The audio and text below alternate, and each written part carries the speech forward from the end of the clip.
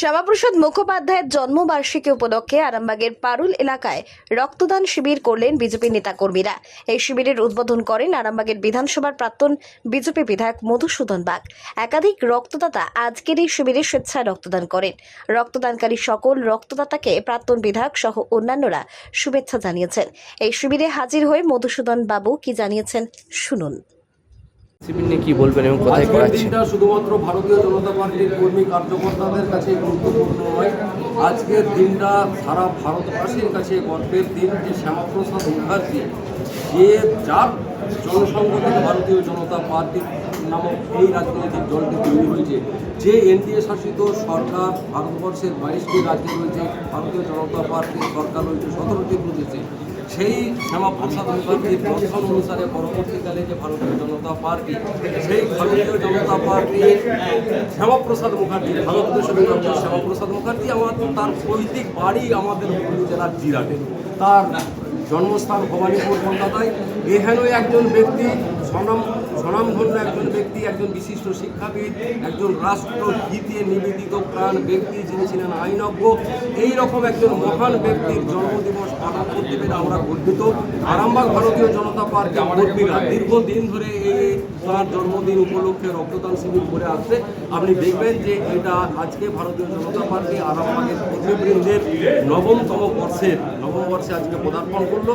অত্যন্ত উৎসাহ এবং উদ্দীপনার মধ্য দিয়ে তাকে আমরা শ্রদ্ধার্ঘ্য অর্পণ করছি। বিজয়ের অন্তঃস্থল থেকে আমরা দলীয় পতাকা উত্তোলন করেছি, তার প্রতিকৃতিতে মাল্যদান করেছি, পুষ্পার্ঘ্য অর্পণ করেছি এবং মায়েরা এবং যুবরা, বিশেষ করে ইয়ং জেনারেশনের ছেলেরা যেভাবে এগিয়ে আসছে আমরা অত্যন্ত আনন্দিত।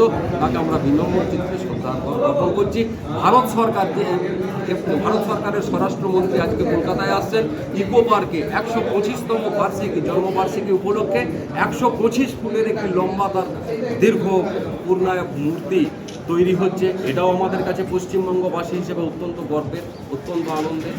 আমরা সেই রাজনৈতিক দলের কর্মী এবং সমর্থক হওয়ার জন্য আমরা নিজেকে গর্বিত করি। আজ কতজন রক্তদাতা রক্ত দিচ্ছে? আজকে আমাদের টার্গেট রয়েছে 120-25-এর মতো। আমাদের ইতিমধ্যে 50-এর বেশি হয়ে গেছে। যেভাবে আমাদের রক্তদাতারা লাইন দিয়ে দাঁড়িয়ে রয়েছেন, তাতে করে আমার মনে হয় যে 125। হ্যাঁ, যেভাবে বৃষ্টি বাড়ছে, দাদা বলছেন, একজন উদ্যোক্তা ডক্টর বাবুদা বলছেন যেভাবে বৃষ্টি যেভাবে বাড়ছে, সেভাবে রক্তদাতার সংখ্যাও বাড়ছে। এই উদ্দীপনাটা অন্য জায়গায় দেখা যায় না। রক্তদান শিবির কি উপলক্ষে করছেন এই বিষয়টা? আজকে আমরা 126তম শ্যামাপ্রসাদ মুখোপাধ্যায়ের জন্মদিন উপলক্ষে ভারতীয় জনতা পার্টি আরামবাগ কার্যকর্তাগণ আমরা সবাই মিলে রক্তদান শিবির অনুষ্ঠিত করছি এবং এটা আমাদের প্রথম নয়, আমরা 9তম এই রক্তদান শিবির আজকে করছি।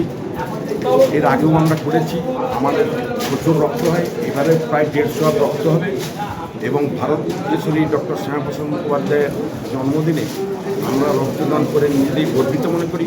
এই পশ্চিমবাংলা হচ্ছে হিন্দুদের হোমল্যান্ড।